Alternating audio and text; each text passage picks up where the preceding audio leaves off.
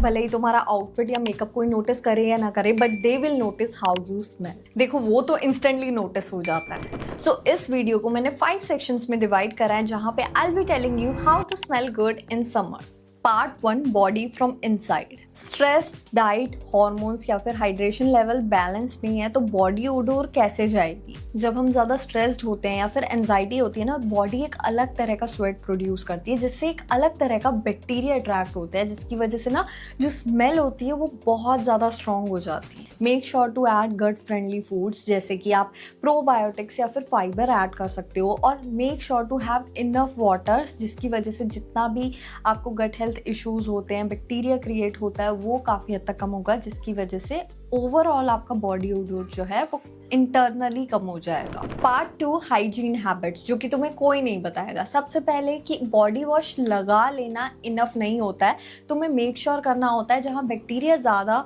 Collect हो रहा है वो एरियाज को क्लीन करो, जैसे under arms, behind the knees, behind the ears, neck और फीट के नीचे बहुत ज़्यादा बैक्टीरिया कलेक्ट होता है, या फिर बेली बटन। तो इन जगहों को अच्छे से क्लीन करना मेक श्योर करना है तुम्हें। अब काफ़ी लोग ये गलती करते हैं, जैसे उन्होंने शावर लिया उसके जस्ट बाद आपने कपड़े पहन लिए, वो एक परफेक्ट एनवायरनमेंट बन जाता है, आपकी वेट बॉडी पे बैक्टीरिया अच्छे से कलेक्ट हो पाता है, एक परफेक्ट एनवायरनमेंट आप प्रोवाइड कर रहे हो। तो मेक श्योर कि आप हमेशा अपनी ड्राई बॉडी पे कपड़े पहनो, उससे क्या होता है बैक्टीरिया बिल्डअप नहीं होता है, जिसकी वजह से बॉडी ओडोर की प्रॉब्लम भी नहीं होती। अब आउटफिट चेंज करना तो मैंडेटरी है, लेकिन काफ़ी लोग ये गलती करते हैं कि वो अपना इनर वेयर जो है वो रिपीट करते हैं। That is the most worst thing you can imagine.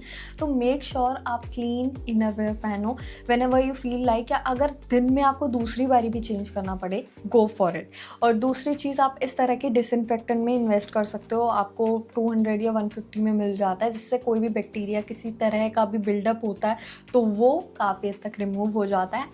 And अगर वो भी नहीं तो आप हर कुछ महीनों में या कुछ टाइम में ना चेंज करते रहा करो। ये नहीं काफ़ी साल घिसते चलेगा, तो इनर वेयर को टाइम टू टाइम चेंज करना भी ज़रूरी है। पार्ट 3, जहाँ पे हम बात करेंगे ब्रेथ और हेयर, जो कि काफ़ी लोग इग्नोर कर देते हैं। मेरे लिए ये दोनों ही चीज़ बहुत मैटर करती है। अगर मैंने अच्छे से, मेरा स्कैल्प क्लीन नहीं है, ऑयली स्टिकी हो रखा है, तो मुझे ऑटोमेटिकली ऐसा फील होगा कि I am not feeling fresh या क्लीन या हाइजीनिक, मुझे अच्छा नहीं लगता। मेरा ये ऐसा मानना है, मेरे साथ बहुत बारी होता है ऐसे, जब भी मैं नहा भी रखी हूँ लेकिन मेरे स्कैल्प मेरे को हेड वॉश करे हो 2 या 3 दिन हो जाते हैं, मुझे ऐसा लगता है।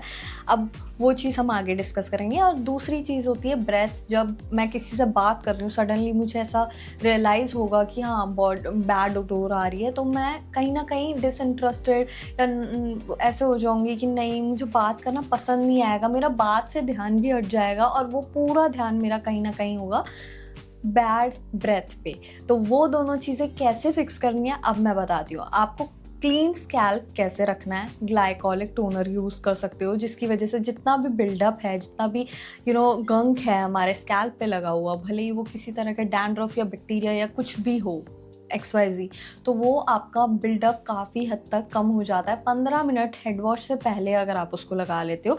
और दूसरी चीज़, आपको डबल क्लेंस करना होता है। मेक श्योर आप हमेशा अपना जो स्कैल्प है, ग्लाइकोलिक टोनर अगर नहीं लगा सकते हो या वो ज़्यादा एक्सपेंसिव लग रहा है, तो आप अपने नॉर्मल जो भी आपका शैम्पू जो आपके स्कैल्प पे वर्क करता है उसको डबल क्लेंस कर सकते हो। उसको पहले वॉश से आपको जितना भी डर्ट है, जितना भी ऑयल है, स्वेट है, वो रिमूव करने के लिए आपने यूज़ करा। उसके बाद एक फ्रेशनेस के लिए दोबारा से आपने वॉश करके उसके ऊपर एक और बारी शैम्पू करा, वो होता है डबल क्लेंस। और यार हेड वॉश को बिल्कुल मत डिले करो। जब भी आपको लग रहा है बालों में बहुत ऑयल आ रहा है, स्वेट आ रहा है, ग्रीजी हो रहे हैं बाल, तुरंत हेड वॉश करो। और बैड ब्रेथ के लिए ना तुम ये 3 चीज़ें नहीं कर रहे हो, इस वजह से बैड ब्रेथ आती है, क्योंकि तुम्हें लगता है मैंने तो ब्रश कर लिया है, मुझे तो कुछ करने की ज़रूरत नहीं है। लेकिन टंग स्क्रैपर या फिर टंग क्लीनर, जो मर्जी बोल लो, ये आपको अभी से ऐड कर देना चाहिए। मतलब कहीं ना कहीं आपका जो बैड ब्रेथ आ रहा है ना, वो आपके टंग के थ्रू आ रहा है। जितना भी आप फूड कंज्यूम कर रहे हो वो आपके टंग के थ्रू होता हुआ जा रहा है, तो सारा जो गंग जितना भी बिल्डअप है वो आपकी टंग पे हो रहा है और वो आप क्लीन नहीं करोगे, सिर्फ टीथ क्लीन कर लोगे, उससे तो काम नहीं चलेगा। तो टंग स्क्रैपर अपने जैसे आपने ब्रश करा उसके बाद आपको यूज़ करना है। उसके बाद ना जो भी टीथ के विद इन द टीथ आपके जहाँ पे भी फूड स्टक होता है वो अगर रिमूव नहीं होगा उससे भी बैड ब्रेथ आने के चांसेस रहते हैं। तो इस तरह का फ्लॉस ऐड कर सकते हो। एक थ्रेड होता है जिससे आपका जितना भी विद इन द टीथ कहीं पे भी स्टक फूड होता है जिसकी वजह से बैड ब्रेथ आ रही है तो वो रिमूव करने के लिए। और दूसरी चीज़ जो हमेशा मैं अपने बैग में कैरी करती हूँ, ये शुगर फ्री गमीज़ होती है, 40-50 रुपये में आ जाती है। तो ये हमेशा अपने बैग में कैरी करो जब भी कहीं जाते हो। एक फ्रेश ब्रेथ के लिए ये मैं हमेशा मेक श्योर करती हूँ कि मैं अपने बैग में ऐड करूँ। Part 4 body care routine. अब ये बहुत ज़्यादा इंपॉर्टेंट है कि कौन से प्रोडक्ट्स आप अच्छे से लेयर कर रहे हो, कौन से नोट्स आप लेयर कर रहे हो to smell like a certain way. अब सबसे पहले मैं एक रिफ्रेशिंग सा बॉडी वॉश चुनती हूँ जो कि मेरे काफ़ी हद तक नोट्स मुझे जैसे चाहिए, जैसे मुझे फ्रूटी फ्लोरल फ्रेश नोट्स पसंद है तो ये काफ़ी रिफ्रेशिंग बॉडी वॉश मैं सेलेक्ट कर लेती हूँ जिससे जितना भी स्वेट डर्ट ऑयल है वो अच्छे से रिमूव हो जाता है। उसके बाद मैं सिमिलर नोट्स का बॉडी लोशन सेलेक्ट करती हूँ, जैसे ये पियर ग्लेस है विक्टोरिया सीक्रेट का, इसको अच्छे से लगा लेती हूँ।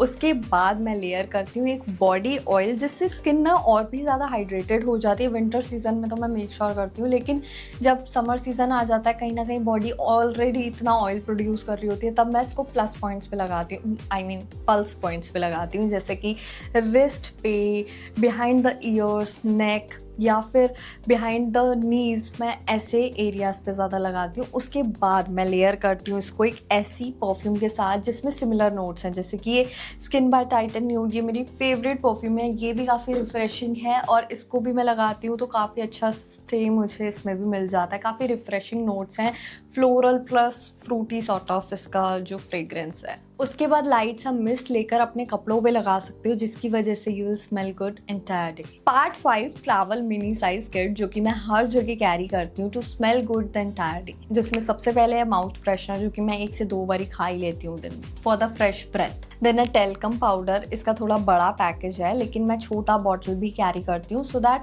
जितना भी ऑयल और मॉइस्चर आ जाता है ना ड्यूरिंग द डे जिसकी वजह से स्वेट क्रिएट होता है, एक bad odour create, body odour create होती है, तो उसका मॉइस्चर जो है ये एब्जॉर्ब कर देता है जिसकी वजह से I smell good the entire day. Then I carry wet wipes जो कि अंडर आर्म्स वगैरह में स्वेट जितना भी बिल्डअप होता है वो क्लीन करने के लिए या किसी भी इमरजेंसी या किसी भी तरह का मिसहैप को क्लियर आउट करने के लिए आई यूज़ वेट वाइप्स।